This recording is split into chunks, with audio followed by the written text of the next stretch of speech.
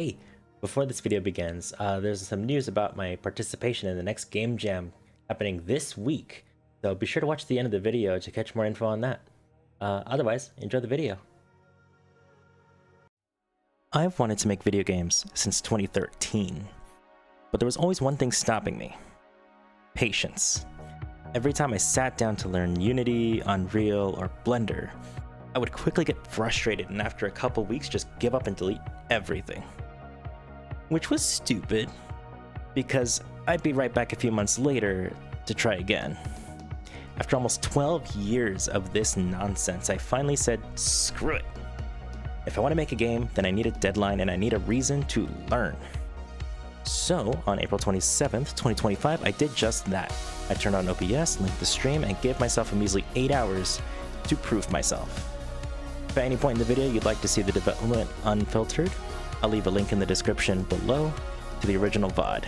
For everyone else though, strap in. Reset timer. Okay. We're making a game in 8 hours. That's the goal today. Some of you might be thinking, 8 hours?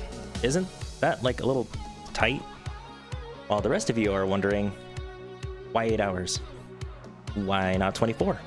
Or 1? The answer is a little silly, if I'm being honest. In real life, I work an 8-hour shift at my job. At the time of the stream, I also only streamed on Sunday mornings, which meant I had a bedtime to adhere to. The combination of these factors made me wonder if I could finish a game in a typical working shift, so yeah, that's why I chose 8 hours.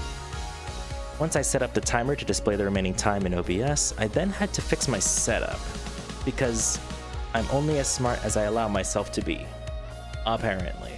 Make sure... Oh, that's not good. It does not like Unreal. During that nonsense, I told the stream what the plan was for the game.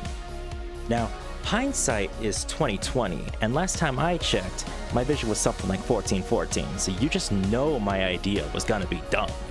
The basic gist of it is that we're gonna make a third-person shooter that is a very simple version of Modern Warfare 3 survival mode, so there's going to be waves. I wanted to make a simplified third-person version of the Spec Ops game mode, Survival, from Call of Duty Modern Warfare 3. For those of you who hate fun, survival mode has players fight waves and waves of Russian soldiers from the story missions with the objective to survive as long as they can. Players earn cash in combat, which can be used between waves to buy guns, equipment, perks, and other upgrades. And for my parents watching this video, there is no winning. The game ends when the enemy puts you to sleep in a casket. Before you text or call me, yes, I do find this gameplay incredibly fun. For the experienced developers watching this video, first of all, I'm sorry for the cringe you're about to watch. And secondly, you might be wondering if this premise will require a scope of work that exceeds the allotted time of development. So anyway, yeah, I got started on that. Prior to starting the stream, I did consider making the animations myself, but it took me 4 hours just to model one character in an afternoon. So I decided against that. Despite this decision, I did briefly wonder if maybe that was the wrong choice. That is not what I wanted.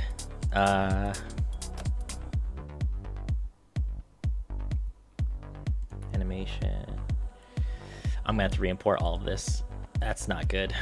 That's not good at all. From there, I applied the idle animation to the player, tweaked the inputs, and got annoyed. This became the birth of a bad habit of mine that I still can't shake off to this day. Turns out, when I get bored or annoyed during game development, I start working on weapon systems. Because my love of firearms in video games is borderline obsessive. Here, go to Blueprint Craft. We're gonna make an actor, and we're gonna call this Weapon Parents.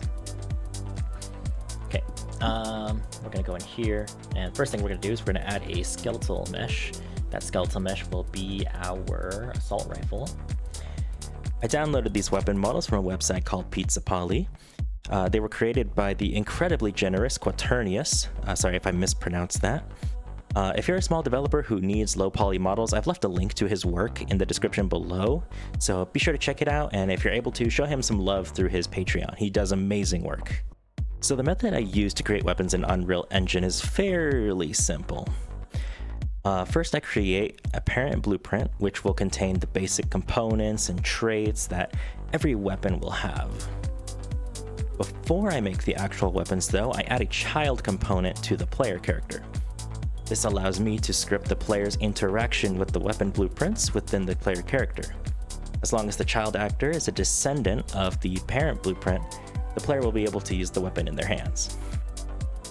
I also made the weapons fire a projectile, which seemed like a good idea at the time. Next came the enemy AI. After all, this was supposed to be Modern Warfare 3 survival mode, so we need enemies that we can shoot and be shot at by. Well, after, 12 minutes of work, I gave up and made the enemy a dumb zombie. That's 1, that's 2, that's 3. You might be wondering, why did you spend an hour and a half overhauling the AI into a zombie after only 12 minutes? You might also be thinking that took you an hour and a half. Well, put simply, it was because I didn't realize that I didn't know how to make enemies shoot the player, let alone find a way to give the players a chance to fight back. So I scrapped it, imported new animations from Mixamo, made a basic AI blueprint, and it's a zombie. It's a zombie. It can walk to the player, it can use a hitbox to hit the player, and it flinches when taking damage. It can also ragdoll, which is the only really fun thing about it. This is when I started feeling a bit burnt out, so I went back and updated the weapon blueprints. I added a magazine and ammunition mechanic, as well as a barely functioning ammo counter for the player HUD. I guess I also added reloading if you thought that needed to be said. From there, I created a custom game mode script and an enemy spawner actor. I did this so that way the game mode up here can control the wave counts and the number of enemies that can spawn, while the spawner way down here simply dispenses the enemies when the game mode tells it to. I did also try to implement some other things like animating where the player looked, player ragdolls on death, but my brain was quickly becoming meat soup by this point. Worst yet, we were only 3 hours into the stream. That's it? It took you 3 hours to do all of that? I know. I wasn't an Unreal Engine wizard yet.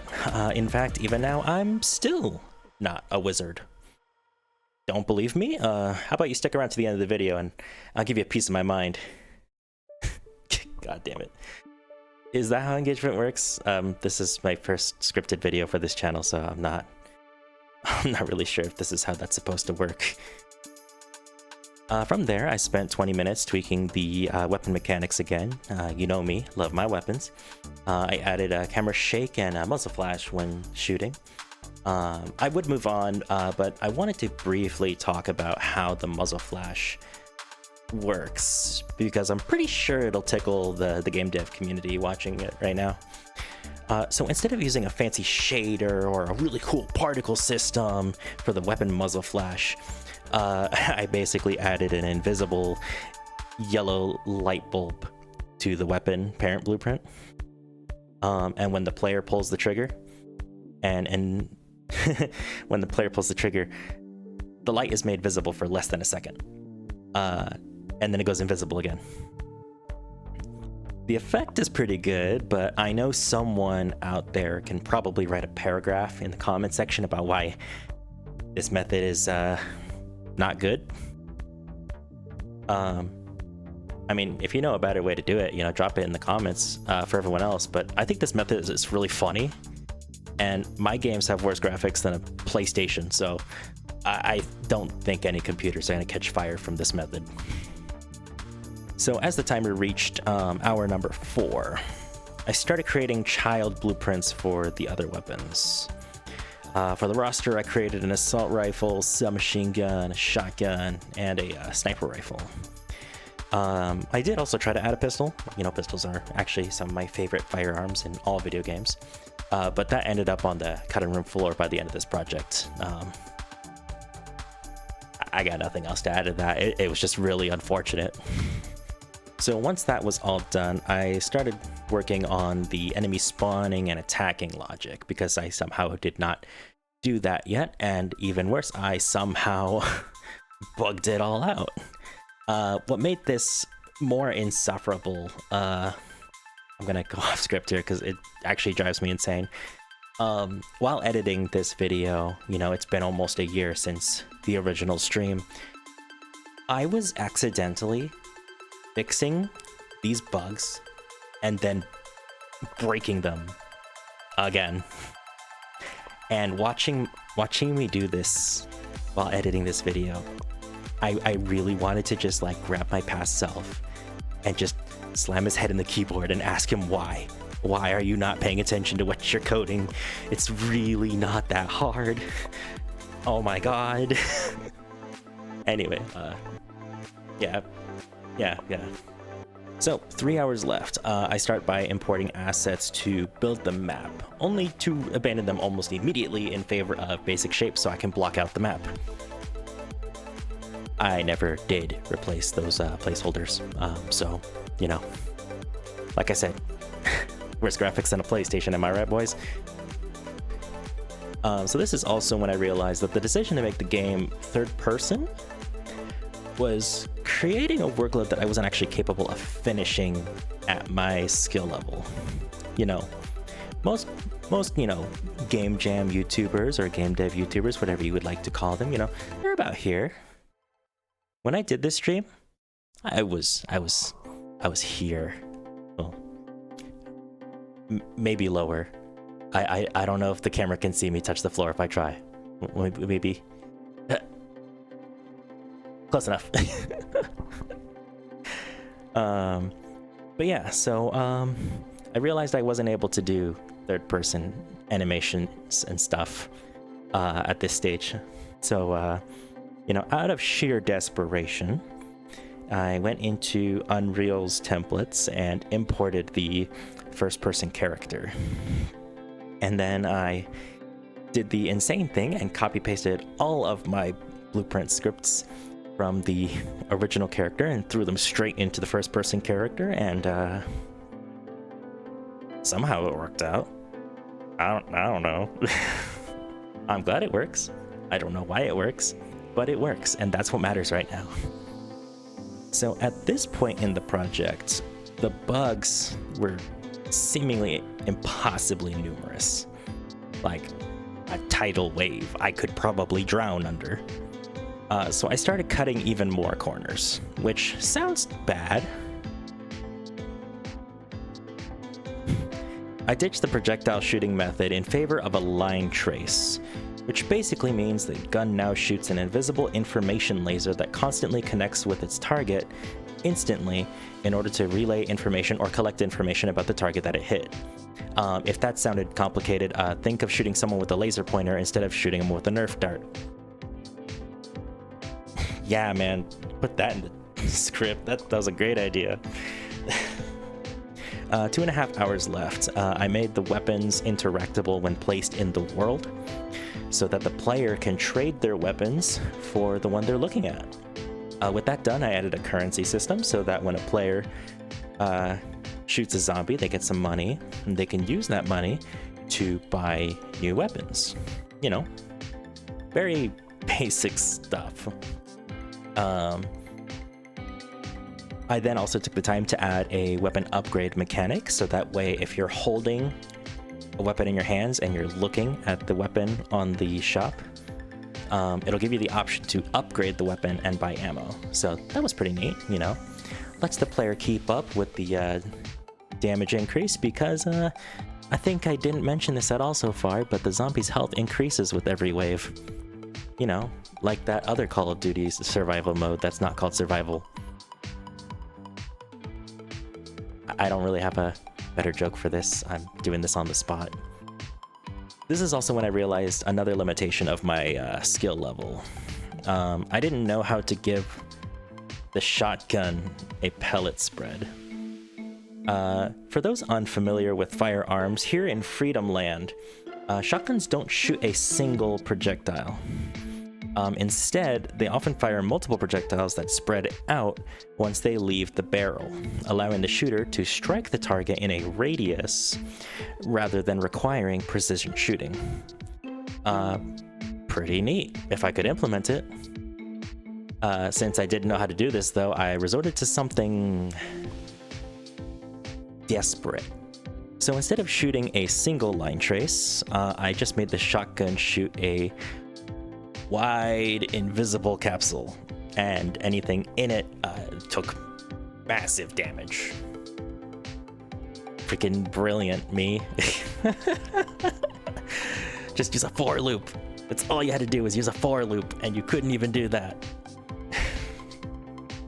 So with that nonsense out of the way, I used the final hour of the stream to add the weapons to the map, you know, put them on the walls, tweak the zombie behavior a little bit, and what was that last thing? Ah, yes, the HUD. I panicked and spent the last half hour adding the UI for the player and for the weapon shop because, you know, despite adding the upgrade system and the weapon buy system and the ammo system, I didn't actually make a menu for that for the player. So, you know, I don't know how I went through testing and didn't catch that, but yeah, I scrambled. And with the timer running down to 0 and me still going over it by several seconds, the challenge was done. It was now time to, you know, show off the game a little bit. Show off how well I did. Prove to everyone that I'm a professional game developer. I can't even say that with a straight face. Yeah, no, it was a disaster. It was a freaking disaster. Oh, I forgot to turn off the debug. Oh no. Okay. Oh, and I'm frozen. Okay, so the game's not even working.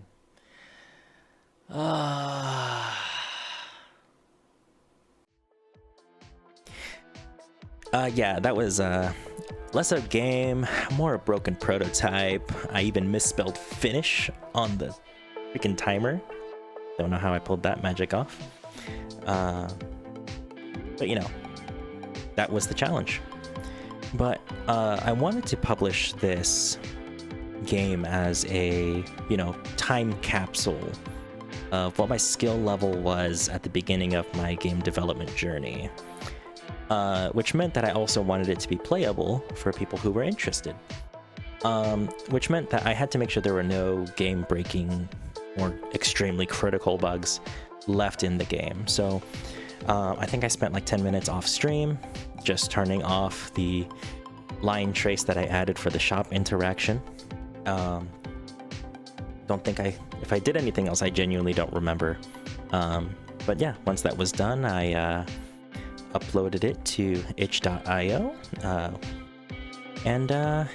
Yeah, that's the story for my first ever game development challenge. You know, pretty good. I learned a lot, and I've learned a lot since then. So if you'd like to check out what I've dubbed another zombie prototype, or AZP for short, I'll leave a link in the description to the games page. If you want to see if I've improved at all since then, since I, you know, called you guys out at the beginning of the video, well, I've got good news for you, because you actually have a choice in how you want to judge me. You can either check out the other projects on my itch profile, also linked down below. You can watch the VODs from the other 2 game jams that I took part in last year. Or you can catch me live. Starting February 20th at around 6 p.m. Mountain Standard Time, I'll be streaming my participation of VTuber Tiny Jam 2026, a 10-day game jam event hosted by fellow streamer Mouse. I'll leave a link to the game jam page down below for those who want to join in on the fun. I'm working on scheduling out the streams so that way you can catch them live and get notified when they do go live, and you can just make fun of me while I work on this game. If you made it this far into the video and have any desire to make video games, I want to let you know that I think you can do it. So here's a challenge from me to you. Download a game engine of your choice. That's step 1. Number 2, pick a simple game that you enjoy playing. I don't care if it's Pikmin, Doom, or 1945. Just pick a game that you like that's pretty simple, it's pretty straightforward. Now set yourself a tight deadline or join a game jam. I personally recommend just doing your own tight deadline of about 10 days. I find that's a pretty good development timeline to push yourself to do something. But if you're comfortable with a game jam, then hey, you know, I just linked one in the description. You're welcome to join that one. Once you do all of that, start working. I don't care if you download pre-made assets from places like Pizza Poly, freesound.com, or wherever else people get their assets. And I don't care if you literally just turn on a bunch of YouTube tutorials and just follow them to a T. I just want you to take this learning experience and go for it. You'll never make a game if you don't start. And using this learning experience will push you to not only learn the skills you need to make better games, but eventually get the skills to make your dream game, which is the path that I'm still taking. And when you're done, you know, feel free to let me know. My socials are down below, so you can @ me when you're done. You know, let's keep scrambling to make games. Let's learn together as a group. And then one day, when we're ready, we'll make our own dream games and put them out there for the world to see. Hell, maybe we won't make our dream games. Maybe we'll just make a good game, and that will be great. I don't know how to end this video. I think I wrote more at the end of the script, but I genuinely can't see it from here. Yeah, thanks for watching. Feel free to, you know, share the video around. Let more people make fun of me, you know, that's cool. Yeah, but thanks again for watching, everyone. I'll catch you at the next stream.